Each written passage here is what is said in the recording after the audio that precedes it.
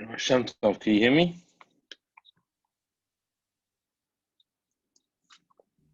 Can you hear me? Yes, I can. How are you? Baruch Hashem, how are you? Baruch Hashem.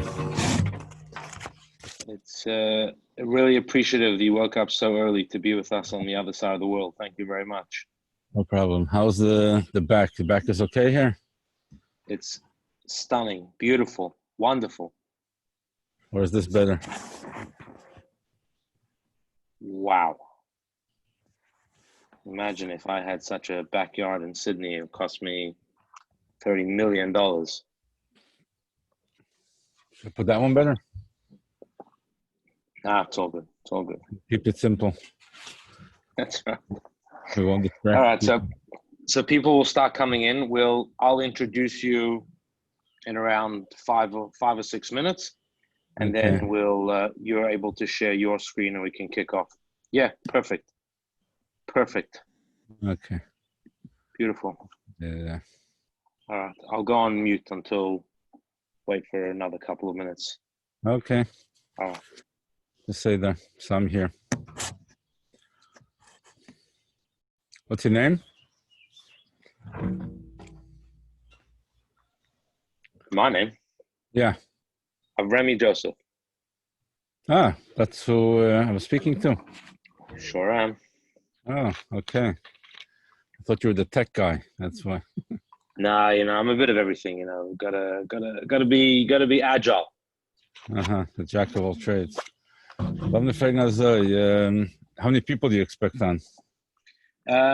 In recent times, we've had about between 40 and 60. Okay, so tell you what I was planning to do. I was planning to I think this sikha at the beginning, probably most people know.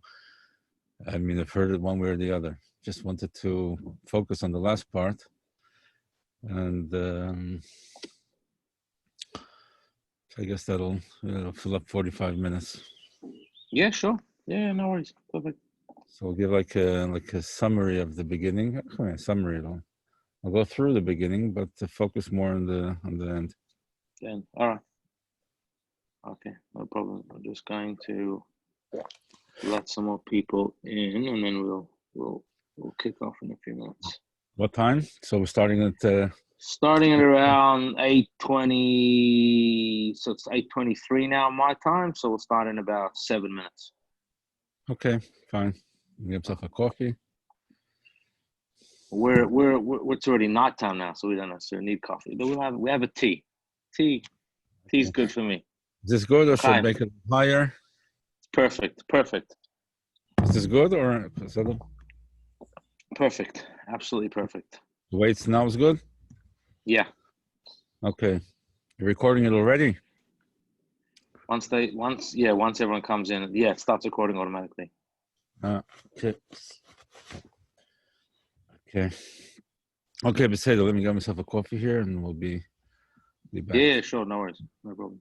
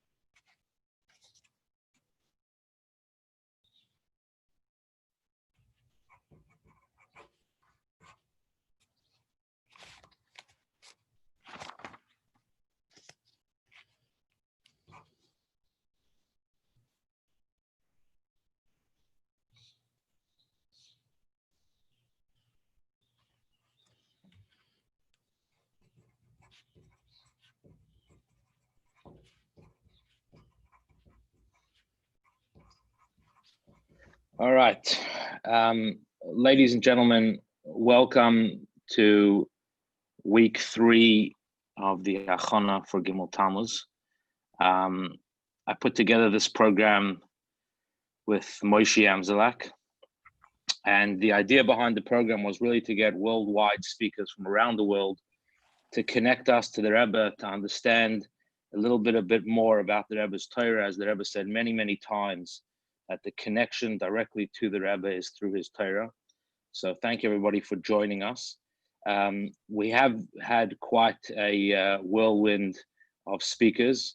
So we've already been to the continent of Europe, and we've already been to a few other places, and we're very fortunate to, we will also just kick off in 2 or 3 minutes, just wait for a few more people, but I'll just continue giving a bit of an introduction. We are very fortunate to have Rabbi Shemtov from Uruguay, the Shliach in Uruguay. I'm not very well connected with Rabbi Shemtov. I've only met him right now on Zoom, but I was in yeshiva with one of his sons, Mendel, and his son actually married a fellow South African from South Africa, from Rabbi Yossi Goldman's daughter. So that was my connection to Rabbi Shemtov, and I did go to yeshiva with many other Shemtov. So it's wonderful to have Rabbi Shemtov all the way from Uruguay. I really appreciate waking up very, very early in the morning at 6:30 a.m. there. Beautiful scenery. I was just shown very now. We just went to have a coffee while we all enjoy our tea and wind down for an evening. We're very fortunate to have you. And the topic today is seeing is believing. It's very much, the mimer will be up on the screen. Rabbi Shemtov will be going through the mimer, referencing the mimer. So it will be up on the screen. There will be changing some text throughout the time. The topic is seeing is believing. Do you need to see to believe, or believe in order to see? So thank you very much, Rabbi Shemtov. We really appreciate you taking the time to be out here. We're really honored to have you. So it's all yours. Take it away. Okay, so thank you very much. And we will be learning today. First of all, I want to congratulate you for this initiative of getting ready for Gimel Tammuz this way. And the idea basically is, people say this is a virtual connection. There's a word that Chassidim never say goodbye, because we never really separate ourselves. And even though we might separate ourselves physically, there's only a virtual distancing, but it's not a real disconnection. So a good proof of that is what we're doing right now. Are we now virtually connected or really connected? Because a real connection is not when you are physically next to somebody, like the Baal Shem Tov says, that that where a person's desire is, that is where he really is. And so you can be physically close to one another and really disconnected, or physically distanced and really connected. So here's a good example of the fact that we're connected through learning Torah connects us really, even though we're virtually disconnected.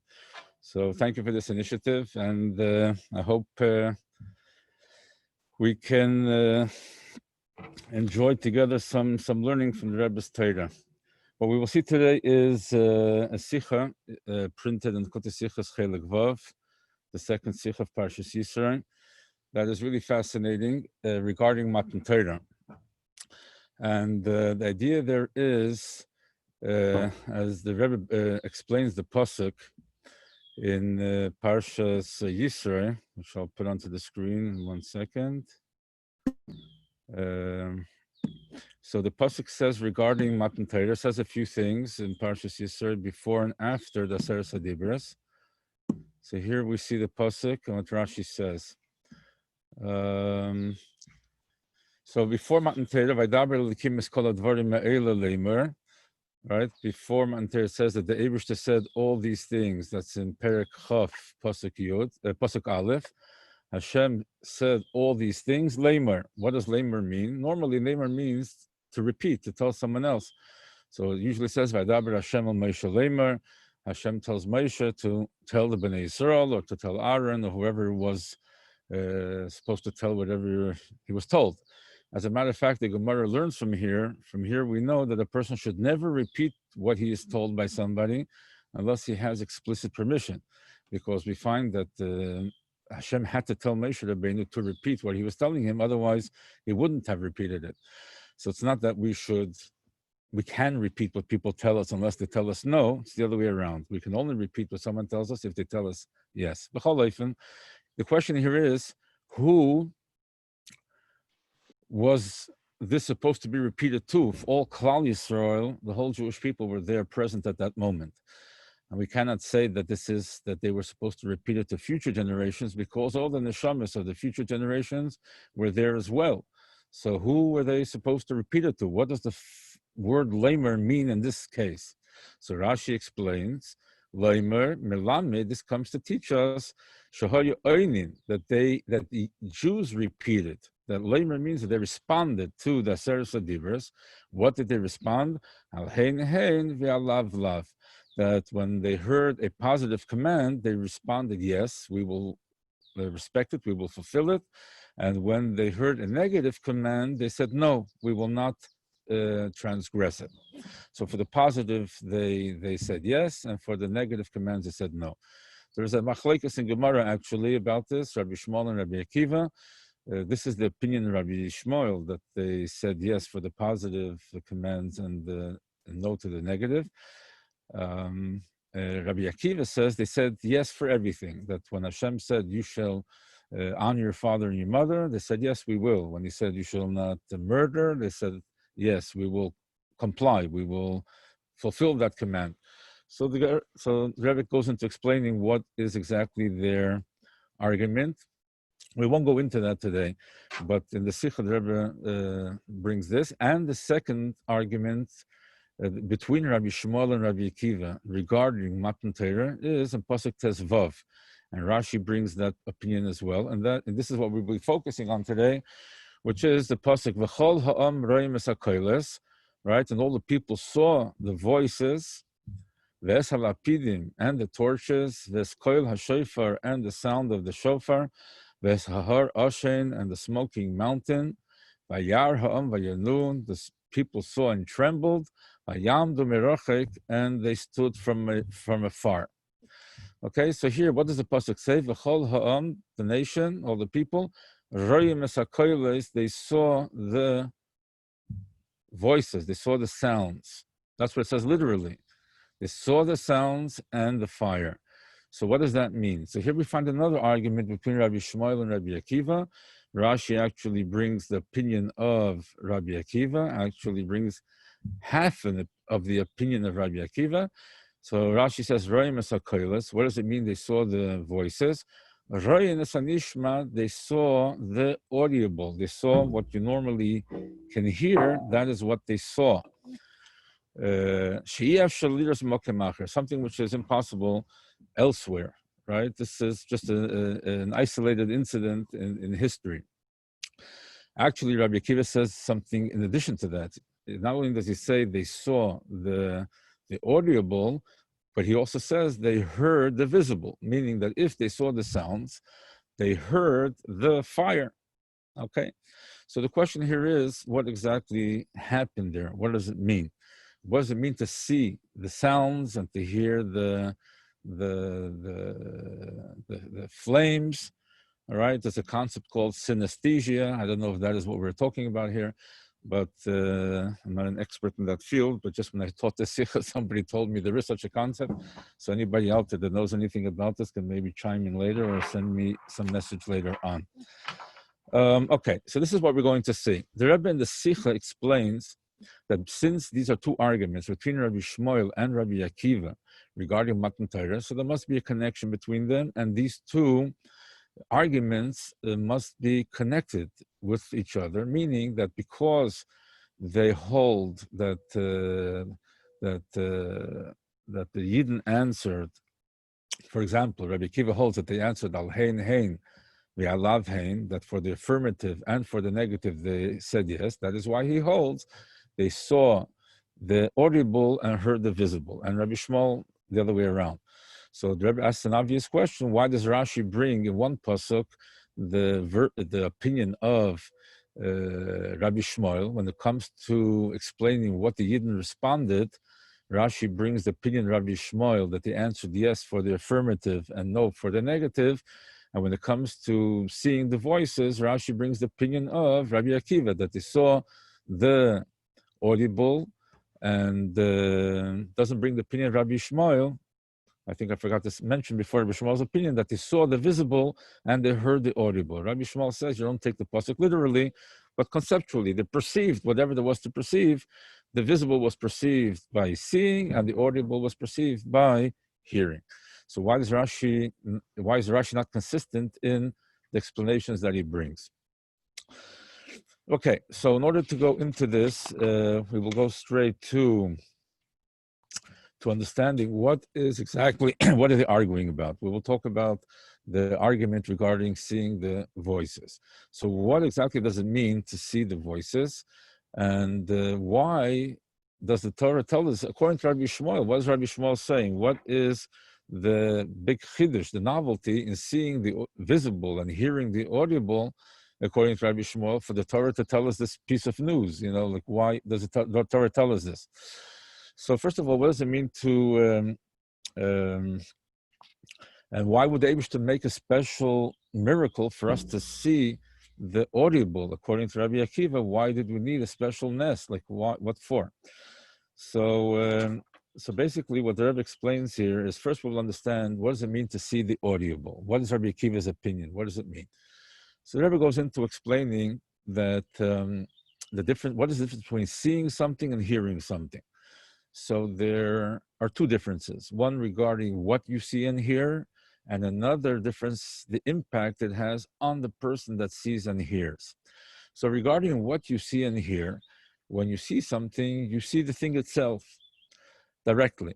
And usually that is something physical that you can see. And hearing is about something. You don't see the thing itself, you hear a description of something, and that is what hearing means. Not just sounds and not just music, but hearing about something.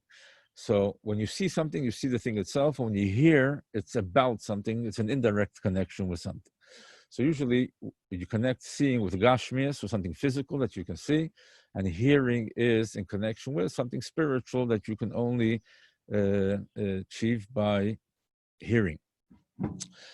And also the impact that it has in the one that hears or sees. When you see something, it has a much stronger impact on you than when you hear about something. And the reason is because we are physical beings. That is why something physical, seeing something physical, impacts us much more than just hearing about it. And this has a practical halachic implication. There's a halacha ein eid nase dayan. A witness cannot be a judge, because a judge has to be totally impartial and base his judgment on the testimony of witnesses. But if someone saw something with his own eyes, there's no way in the world that he can be impartial, that somebody will be able to convince him that he did not see what he saw. So that is why there we see the contrast of seeing and hearing. Okay, so the idea is then, what does it mean to see the audible, according to Rabbi Shmuel? What it means is that what was normally that the Gilui, the God, divine revelation that Matan Torah was so intense, was so real, that Ruchnias, that what they normally were able to grasp only through hearing, through understanding, became so visible and tangible, it was as if they could see it with their eyes. And what was normally visible, meaning Gashmias, physical reality, became at that point abstract and theoretical.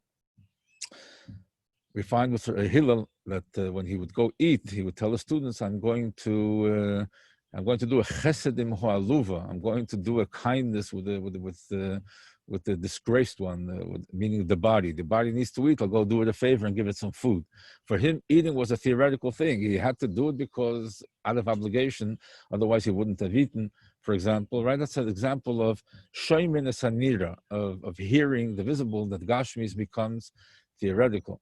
We find Chassidus says, for example, you can come to a point that, the Eibishter is the whole real Metzias, like we're going to start learning in Chitas, in Shar Yechud V'Emunah now, in Shavuos, about the fact that the world is not an independent entity. It only exists because Hashem creates it constantly, right? So when you come to that point, you say, okay, so the world is maybe just an imagination. Is it a fantasy? How do we know the world really exists? So the answer is, Chassidus says, because it says in the Torah, Torah is Torah's emes, and it says, Bereshis bara Elokim es hashamayim v'ha'aretz, that Eibishter created the world. That is how we know that the world is a real existence. Otherwise, we could think it's a fantasy.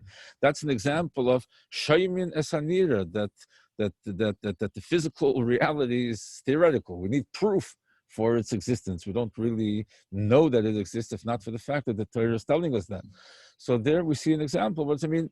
That you hear the visible, the physical world becomes theoretical out of this great gilui that they had at Matan Torah. So therefore, the opinion of Rabbi Akiva that they saw the audible is not a specialness, is not a special miracle Hashem made for us to think what for. It's just a natural result of Hashem's revelation there, that the spiritual world became reality and the physical world was theoretical and they needed proof for its existence. So according to that, so you have to understand, so what is the Chiddush of Rabbi Shmuel? So if according to Rabbi Akiva, the pinnacle of spiritual achievement of the Yidden was to the point that Ruchnis became so real and Gashmis became theoretical. So what is the Chiddush according to Rabbi Shmuel? Why does he say that they saw the physical and heard the audible as if it was, which is a natural occurrence? The Rebbe then brings a very beautiful example of what does it mean reality in Noizvav, bringing that there's two litigants that come to a din Torah and the Dayan judges, and then there's the Shaiter who implements the judgments. So the Rebbe brings there a beautiful understanding what reality means. There's the reality for the litigants, there's the reality for the Dayan, there's the reality for the Shaiter, and that gives us an understanding of what it means to see something, that something is real and everything else around it is just theoretical. It's interesting to look into later if we have time here, if not on your own.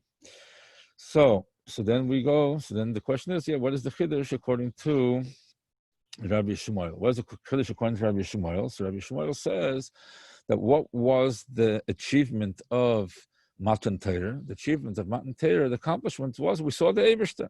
What is the Eibishter? The Eibishter is absolute truth. What does absolute truth mean? Does absolute truth mean to negate everything else? Or is absolute truth something that expresses itself through everything else?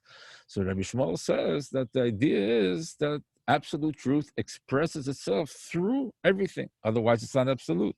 How do you see that as absolute truth? If it can express itself to somebody that sees the visible and hears the audible, meaning there's no altered consciousness there, but you're talking to normal people in a normal state of being, and they, in their state, can understand the Eibishter, that means the Eibishter is absolute truth. If you have to go out of your normal way of being in order to understand the Eibishter, that means it's a relative truth, because you in your state of being cannot understand the Eibishter, and the Eibishter cannot make himself understood to you, so then that takes away from his absoluteness.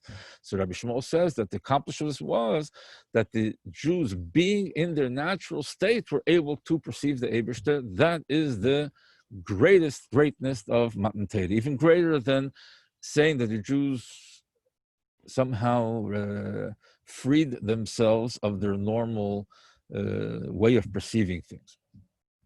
Why does Rabbi Shmuel hold the way he does and Rabbi Akiva hold the way he does? So the Rebbe explains this is due to their origin, to their yichus, basically, that Rabbi Shmuel was a Kohen Gadol. He was born to serve the Eibishter, and he was holy from birth. Rabbi Akiva was a Ben Gerim. He came from converts, and until the age of 40, didn't even know Aleph Beis. Started learning Torah at 40 years old. So each of them had a different approach to what is the Tachlis. Why? The whole Tachlis Bechlal of creation is for the Eibishter and the world to connect. So there are two ways to look at it. One is that the world should ascend to a higher level, or to bring the Eibishter down to the world. So there are two ways of accomplishing this. Like, let's say we have a teacher who wants to teach a student. There are two ways for the teacher to get to the student, either to go down to the level of the student, or to raise the level of the student to a higher level of understanding. So Rabbi Shmuel, who was born a Kohen, so for him, he was a tzaddik. For him, it wasn't so much for him to get somewhere as to bring the Eibishter to the rest of the world. So that's why he understood that the tachlis is royiness anira v'sheminess anishman, that you saw the visible and heard the audible. The idea is to bring the Eibishter to every person the way that person is, without taking him out of his structure, without taking him out of his nature. Rabbi Akiva had a different approach. He understood that the tachlis is to free yourself from your limitations, to transcend. Actually, as a matter of fact, Rabbi Akiva ended his life. His life was ended by the Romans torturing him to death. And at that moment, he was smiling. And the Talmidim asked him, how can you be smiling at such a moment? He said, every day I say, B'chol nafshecha means afilu neitelis nafshecha. Even if you pay with your life, you have to love the Eibishter. So I was looking forward all my life to serve the Eibishter in this way, to give my life up for him. Now that I have the opportunity, I shouldn't be happy.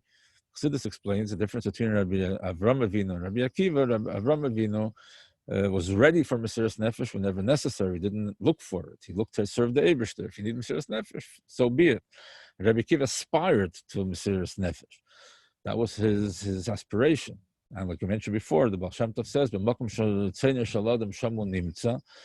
the place where a person's desire is, that is where he is. So Rabbi Akiva, all his life, aspired to Mesiras Nefesh. That means his whole life he lived in that, was in that state of being, of going out of himself, rather than bringing Kedusha into himself. He looked to release himself from himself. So that is why both of them see the maximum accomplishment in their different ways.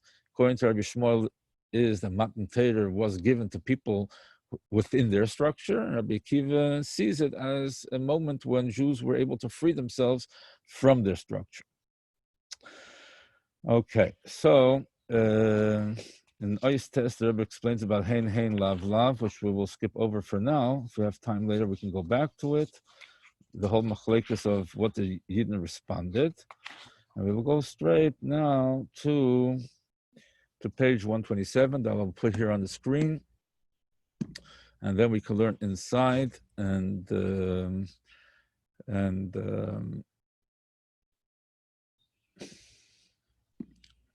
second, please. Okay, here we are. And because this is because the first, what I said till now is I think a lot of people have heard it and learned it before, but what we're going to learn now is something that when I learned the Sikha, I realized that it's something that not many people probably, one second here.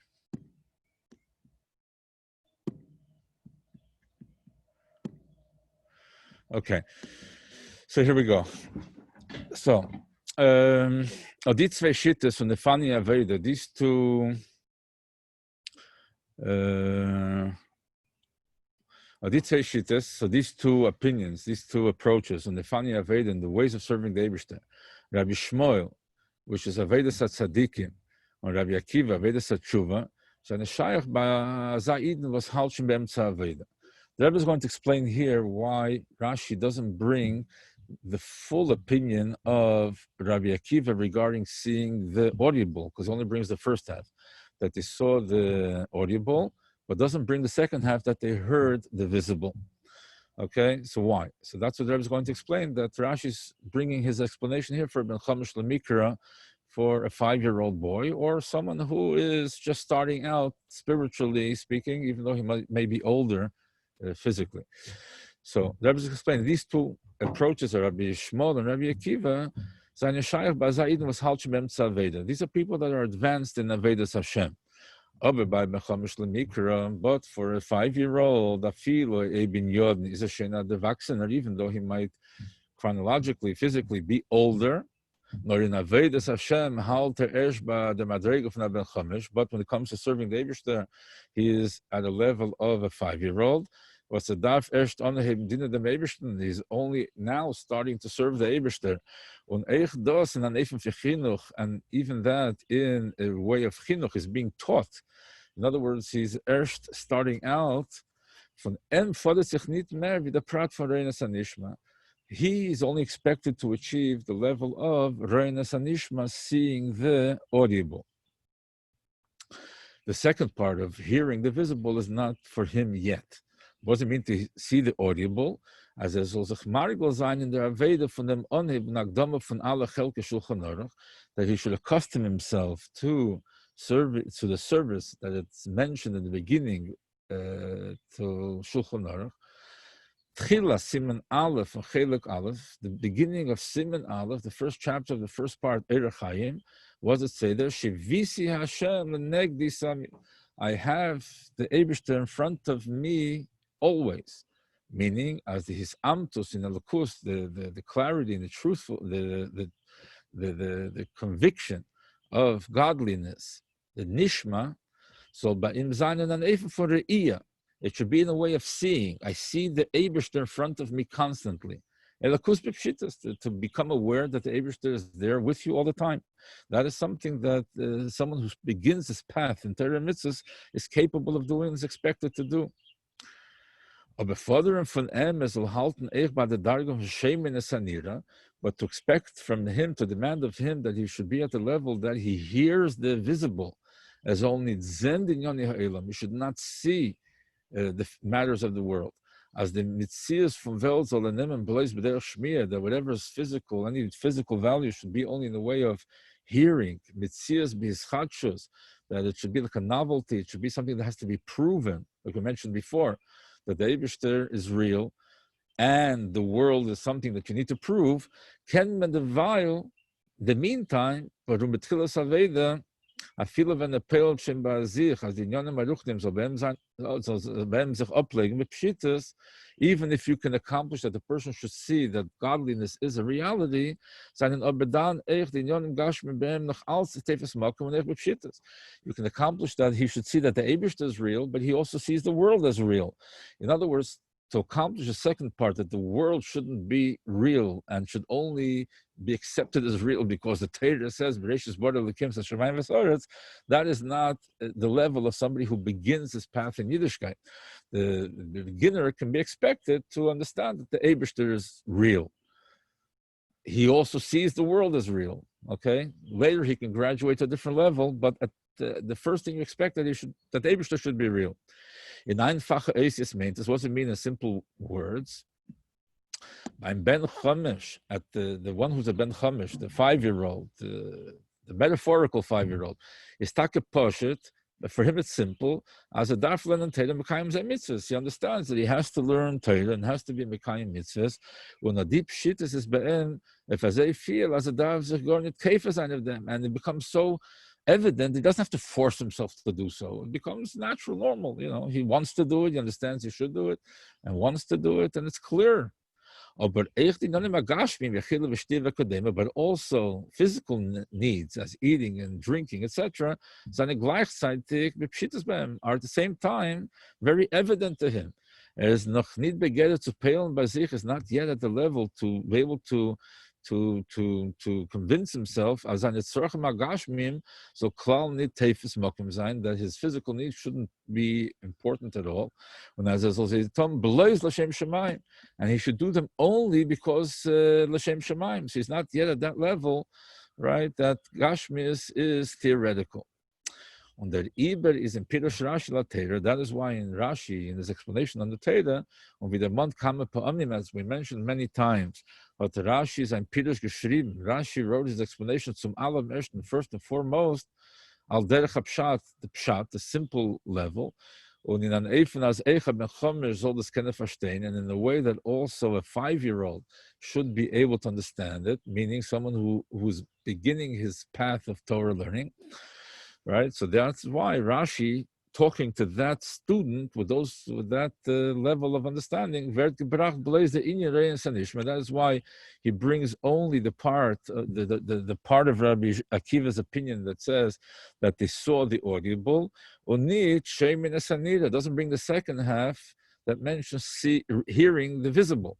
Why? In the beginning of serving Hashem, nishma, both the hearing, the ruchnias, and the visible, the gashmias, and he sees both of them. The pshitas, both of them are evident. The gashmis is evident, obviously, and the ruchnis becomes evident, but that doesn't mean that the gashmis recedes into a theoretical level.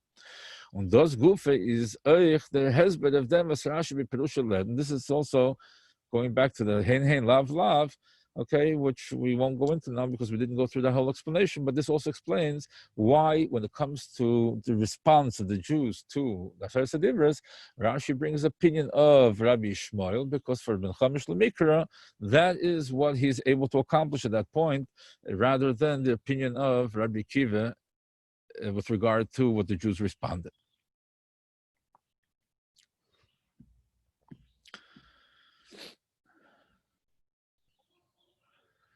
Okay, so here we go. So this is the conclusion of the Sikha. I mean, getting towards the end, which is a very interesting insight that we'll see now. Das was Rashi lernt, what Rashi says, as the end for is given in them Seder von al hein hein valav lav. Rashi says that the Jews answered al hein hein valav lav for the positive commands, they answered in the affirmative, alav lav, and the negative ones, they answered the negative. When as idnam the greich belois anishma, that Jews achieved the level of seeing the audible. Because we're talking here about the beginning of serving Hashem. He says, this is so not only according to Rabbi Akiva, that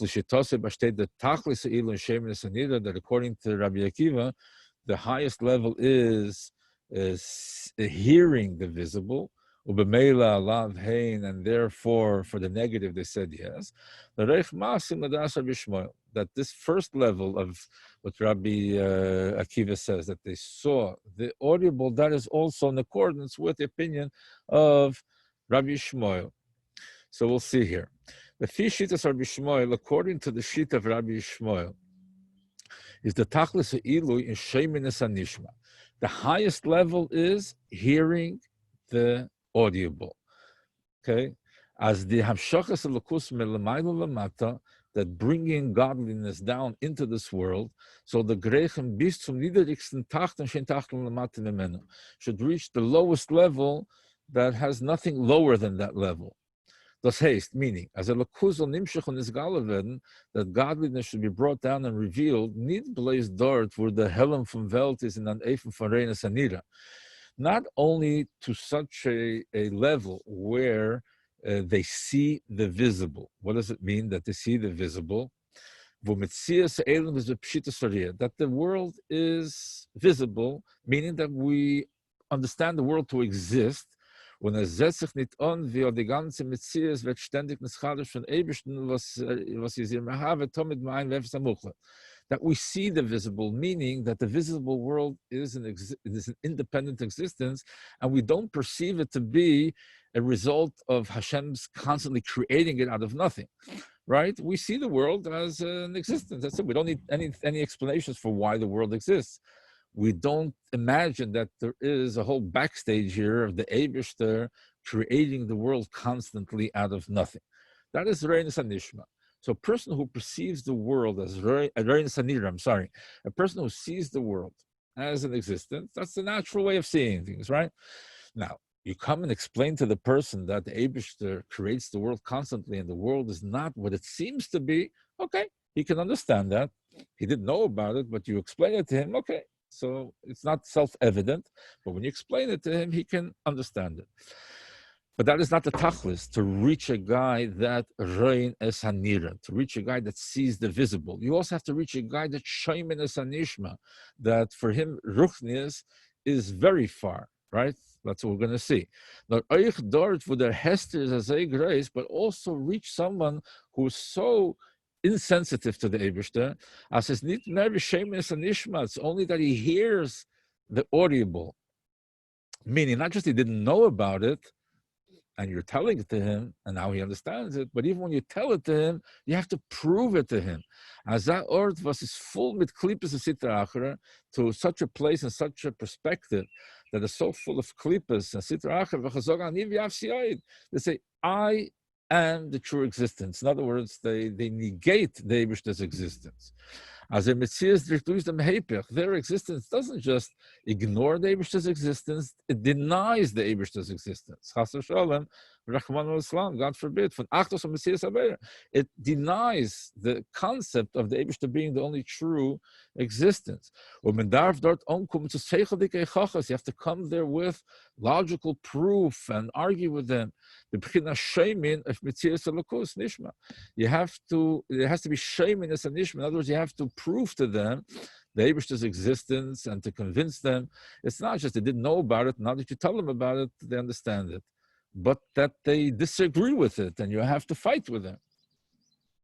So that is the implication of not just Re'inus Anira, but also Sheminus Anishma is a different level, not just the continuation of Re'inus Anira. So that is what Rabbi Shmuel says was the Tachlis. It was even able to reach into such people. Who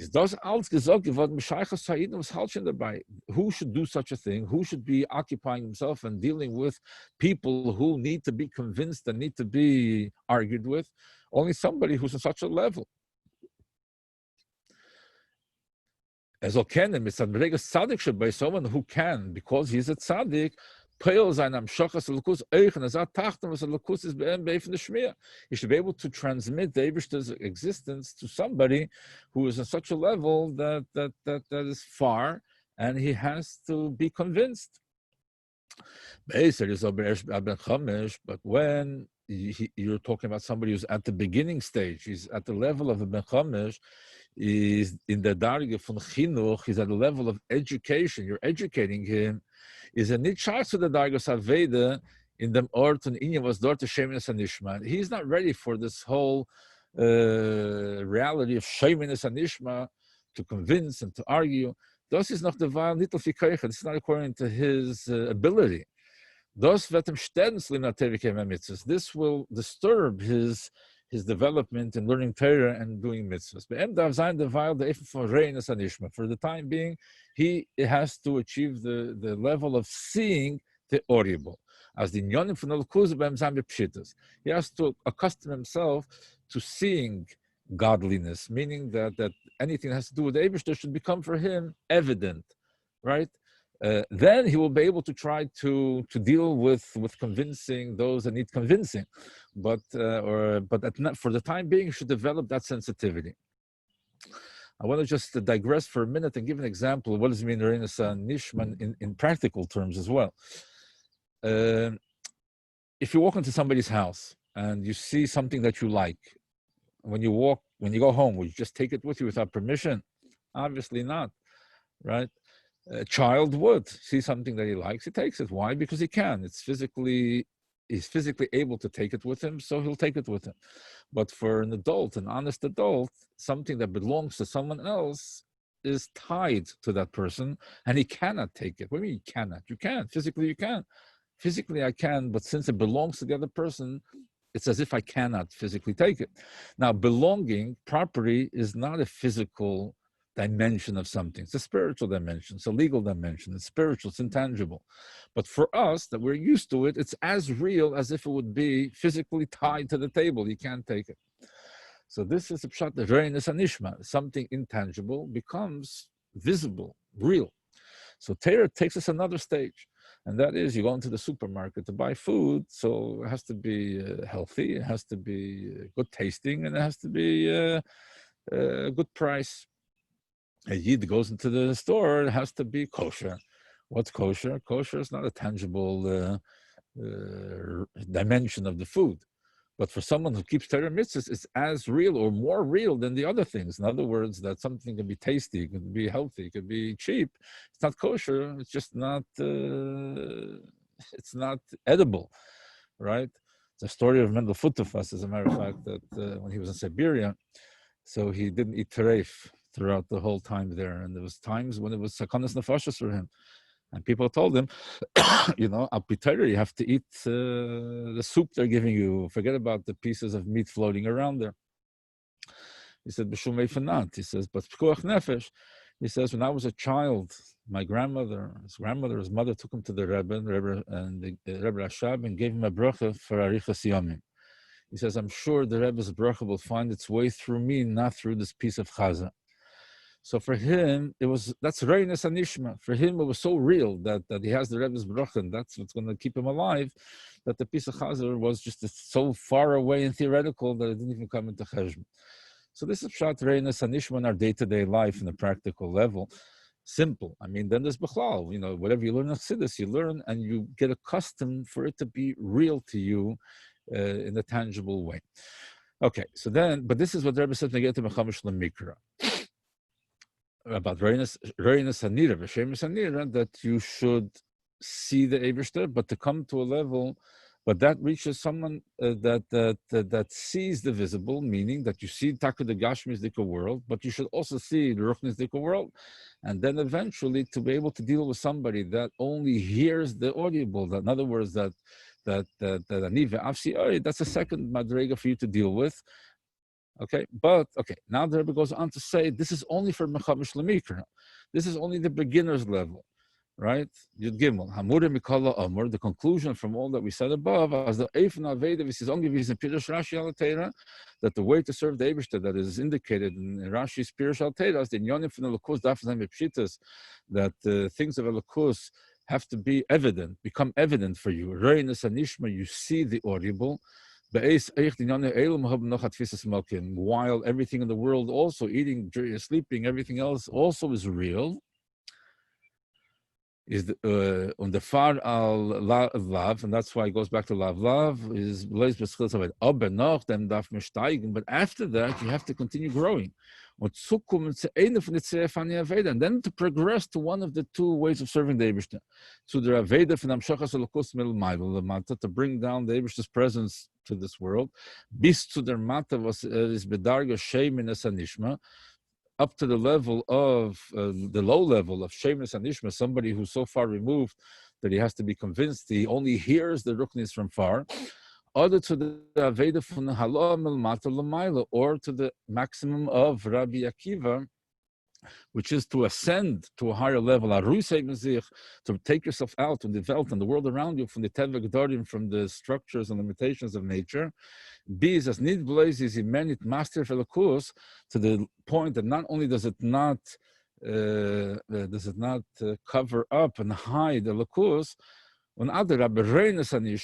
but you get to see the visible. But moreover, not only, in other words, to reach a level where not only does Gashmi is not hide Ruchnius, nor as the Welt setzt sich klar nicht an der Messias Latzmi. You come to level the Gashmisdike world Bechlal is not an independent being.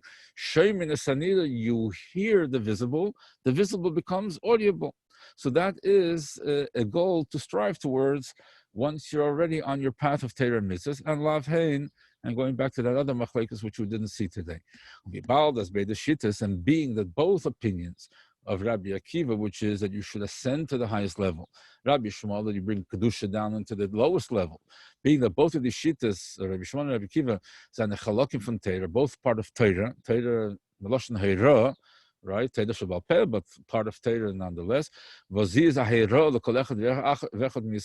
lesson for each and every Jew. We need both of these things. It's not either or, it's both. We have to work on bringing the Eibishter down to all the levels that we can, to the lowest levels as well, and descend to the highest levels. They're not contradictory, they're not mutually exclusive.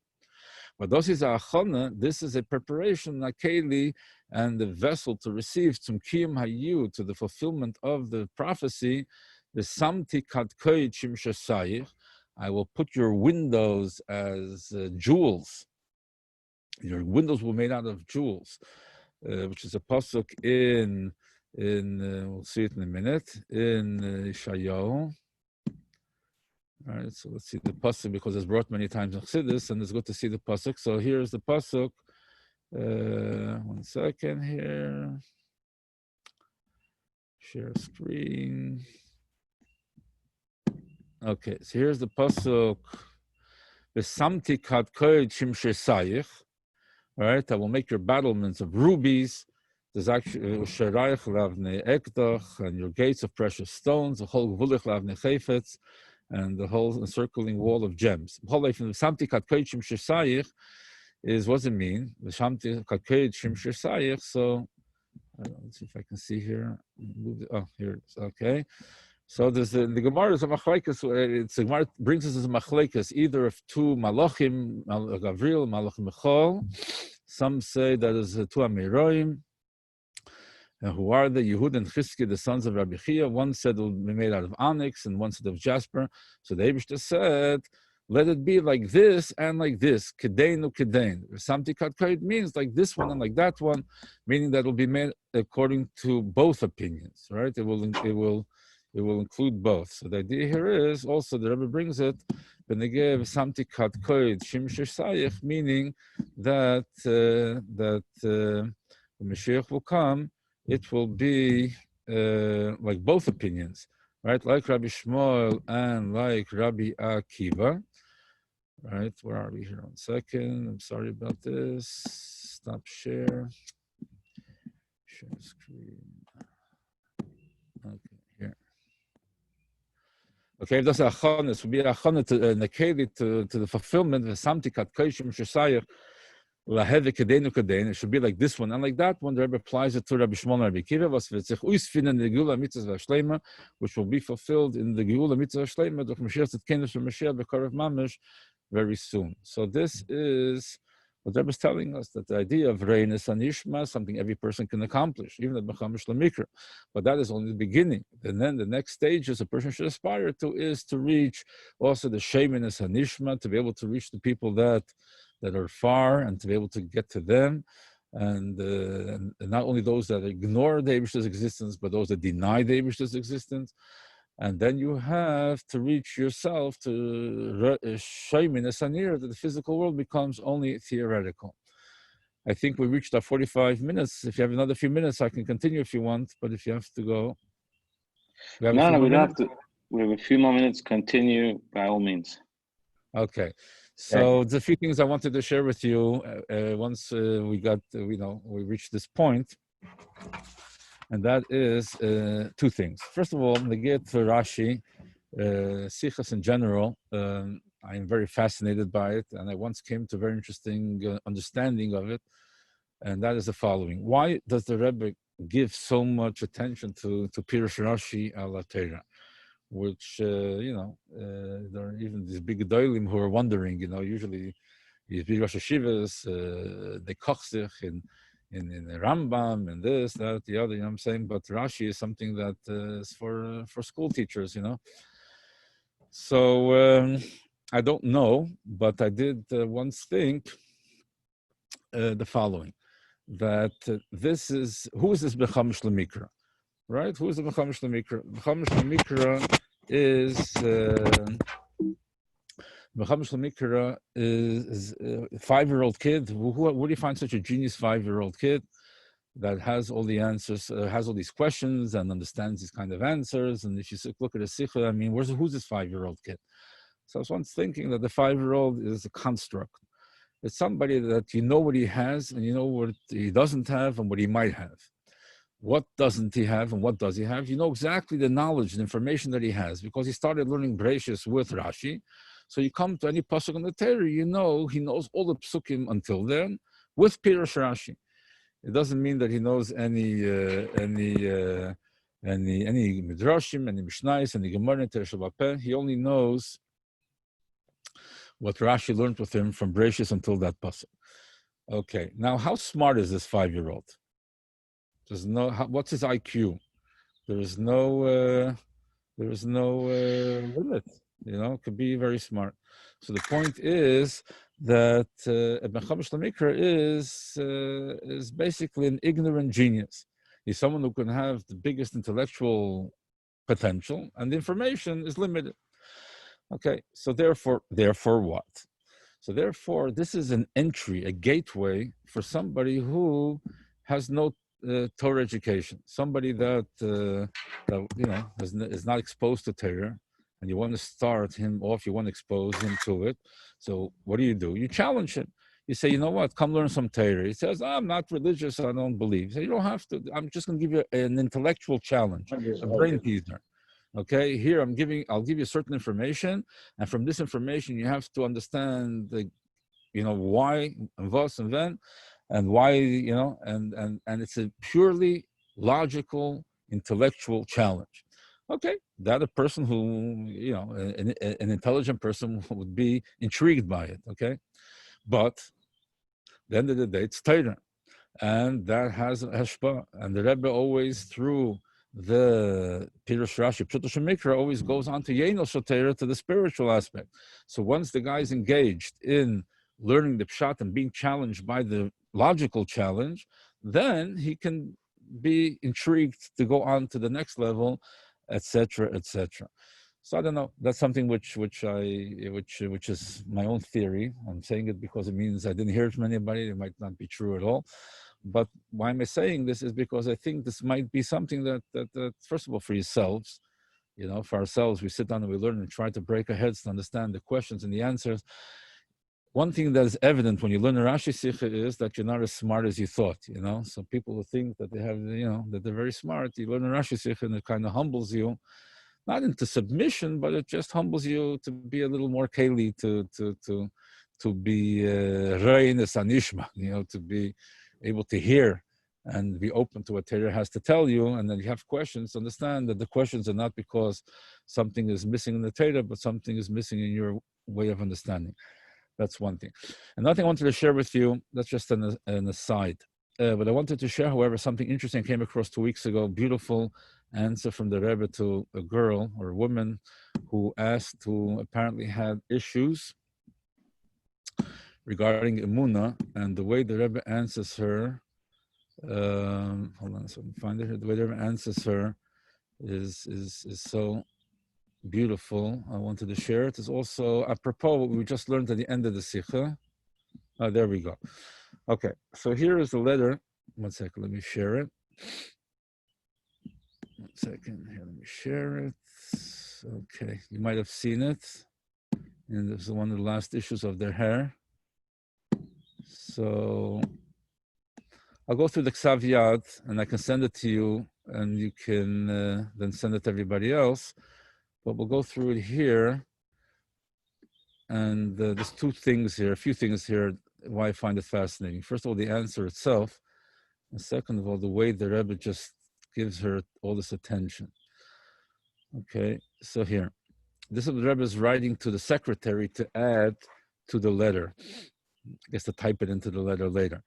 So, Lahaisif, to add, the Rebbe writes, the Kosva, regarding what she writes, Shalai Tamid Maitza Hamaina, that she doesn't always find the answer, L'shayla Sheshoylim Aisa, Rayas Liyadus, V'Torah Mitzvahs, the question that she's being asked, proof for Judaism and Torah Mitzvahs, right? So, regarding her question in this aspect, Pashut, it's obvious, She'ein La Lipel Berucha Mizeh, she shouldn't become depressed by this. Kiven being Shafilus Kenim, even older people, Sha'iskim Kol Yemeim B'Talmud Torah, that occupy themselves all their life with learning Torah, Lo Kol HaShaylos Metaretz, they cannot answer all the questions. V'zeh Pele, and it's V'zeh Pele She'odam Nivra, Ein Bicholta Lahavin Chochmas Hashem Shegila B'Terasi Atachlisa. Is it a question that a person who is a creation should not be able to understand the Eibishter's wisdom that He revealed to us in the Torah to the totally, that we should not be able to understand it totally? Obviously, this should not affect in any way B'kiyum mitzvahs and fulfilling mitzvahs. When she will think. Tira, she will also see, when she will think, she will see, Sharev HaMakshim, that the majority of those that ask questions, it's not because they're looking for the truth. Ki'im, but Reisim, they want to, lahatzdik, to justify atzman themselves. Lifnei achedim v'gam b'fnei atzman, for others as well as to themselves. Al she'ozvu derech chayim, to justify the fact that they abandoned the way of life, their parents and the parents of the parents, that some of them gave their lives for Yiddishkeit, and they just abandoned the yoke of Torah mitzvahs because of the comfort of physical life.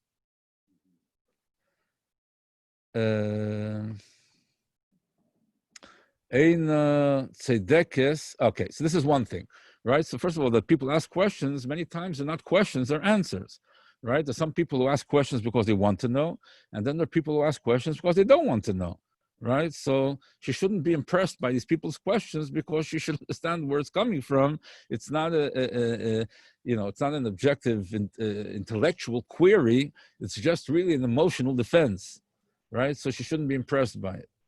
Again, then the Rabbi continues, Eina tzedekah, she's not right, because that what she writes, that she has to be in a non-religious environment, because that would be the way, to test, to test her strength. Apparently she grew up in a religious environment and she wanted to be in a non-religious environment to see if she really means it, right? So the Rebbe says that's not the way. Ki adarabah, because to the contrary, kol echad ve'echad, every person, mispalel, prays, ubitchilas hayom, in the beginning of the day, va'afilo tzadi gomor, even a tzadi gomor prays every morning, ve'al tivi'einu l'dei nisayon. We ask the Eibishter not to bring us to a situation of a nisayon. Ela, but kishakadosh baruch hu mazmin nisayon, when the Eibishter brings you a nisayon, you have to be strong and go through the nisayon. That's if the Eibishter brings it to you, but you shouldn't go and look for it yourself. We also find with David the Melech, who actually asked for a nisayon and he fell through, right? So, the knisa levikuchim, and this is what the point that brought to my mind this whole thing, knisa levikuchim, to go into debates, right, with others, when they get to Yiddishkeit, zehu tafkidam. This is the job shel rabbanim v'chulu. This is the job of rabbis, etc. Aval shar anoshim, but the rest of the people, hurak kishemuchrachim lezeh. It's only when you have no choice, so you have to defend an issue. You try your best, but not to look for it. That's not what you should be doing. Kemovin, self-understood, tzedekah, she is right, because what she writes about, she'ef shelasis pshadas b'teira mitzvahs, that you cannot make any compromises in teira mitzvahs. And then he writes in parentheses, how can you make a compromise? In something which is truth. Nosun Hashem emes, given from Hashem, that is truth. So it's not even, thinkable. It's unthinkable to make any compromises. And the people told her apparently that Judaism does make compromises. For example, that Shabbos is desecrated in order to save a life. So you see there that there are compromises in Yiddishkeit, right? So apparently people wanted to, or her question was that we see there are compromises. The Rebbe says, Ein ze pshara klal. This is not a compromise at all. Ki in din emes, but this is a din of emes, right? The Rebbe put emes in later with an arrow. Kishar dini teras emes, like the other laws of teras emes. It's not a compromise, because we said before, truth and compromise don't go together. So in teras emes, there are no compromises. Pekuach nefesh deicha Shabbos is a din emes, not a compromise. Din lotzum b'yom kippurim. There's a law, a halacha, you have to fast in Yom Kippur. Isur lotzum b'Shabbos v'Yom Tov. There's a law that you're not allowed to fast on Shabbos v'Yom Tov. The Isur lotzum l'mesukan. There is a prohibition to fast for somebody that is in danger, that has health issues and cannot fast. Right? So therefore, when you eat on Yom Kippur, it's not a compromise. It's the same halacha says someone who is unhealthy is forbidden to fast. Isur lahavir eish b'Shabbos kodesh. You're not allowed to create fire on Shabbos. Tzivui lahav. There's a command.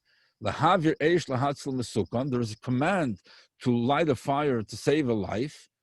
V'chein al hamizbeach b'beis hamikdash, and also on the mizbeach in the Beis Hamikdash, you have to light fire on Shabbos. So therefore, is that a compromise? Not a compromise. The same Torah tells you do this in this case and do that in that case, and that is not a compromise. So there was like giving her an argument to answer those who wanted to convince her that in Torah there is room for compromise. That is not the case. But going back to the point I wanted to mention before is.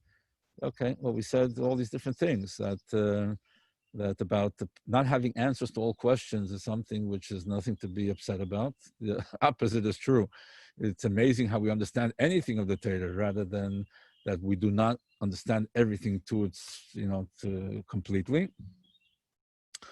And not to go expose yourself to nisyanis. And the fact of debates of Sheminas and Ishma, that is the point I wanted to say. Of Sheminas and Ishma is not for everybody when they start their path of Torah mitzvahs. It's for Rabbanim, it's for people who have that ability, but it's not for everybody to do. So I will send Rabbi Joseph this link, a copy of this Xaviad. Also, the second page has the pinuach and has it in regular printed letters. I was just very moved by this, not only by the content, but by the attention the Rebbe gave to this person in helping them in their struggle, with their Sheminus and Ishma, with their Reinus and Nira, Sheminus and Ishma, whatever they were there, the hand the Rebbe gave to pull her out of it. And decades later, we're sitting here and also nourishing ourselves from the content and the example that we see of obviously Sorol, that the Rebbe gave the time and attention to this individual. Ad kan higati. If anybody has anything to ask, to comment, hineni. And again, congratulations for this initiative, and thank you for inviting me. And hi, Herschel, how are you? I see you. I think I'm the only one I can recognize. And Herschel's like part of our family, basically. Herschel was part of our family before I became part of this family. So thanks for your trailblazing. The last part of the answer that you read out from the Rebbe, which then shows that there are times when, even though you're not doing a halacha, you're nevertheless fulfilling the Rotzon Havashem, that is the halacha. So that fits that fits exactly into our present time when we're not in shul and we're slowly going back to this from one status to the other status. But even so, it's mamala harotzon, of and the tafkid of whatever we're supposed to be doing in this eifan. So it shows in a similar fashion. Right, it's not a compromise. That is halacha. Absolutely, that's what the answer was. That it's not a compromise. That this is the halacha at this point in time. Yeah, in other words, it's if a rav is very easy to be matir eating on Yom Kippur. It's not that he's makel Yom Kippur. It's machmir pekuach nefesh. Right, so that is the halacha exactly, 100%. Well, Yashikoyach, Rabbi Shemtov, thank you very much. I really appreciate you coming from all the way from the other side of the world to inspire us today and lead us into that's right. What? There is only one world. Yes, that's right. But it is on the other side of where we are currently, and to wake up very early in the morning to inspire us here, so we can go to bed very shortly with a good vort and a very important concept. So it should be that we should all merit to see the Gula Mitzvah Shlema very, very soon. Take it Miyad Mamish. Thank you very, very much. I really sincerely appreciate it. Yashkar, everybody, for joining us. Mitzvah Hashem will be back next week. Yashar Koyach. Thank you. Thank you. Be well. Kol tov. Kol tov. Bye-bye.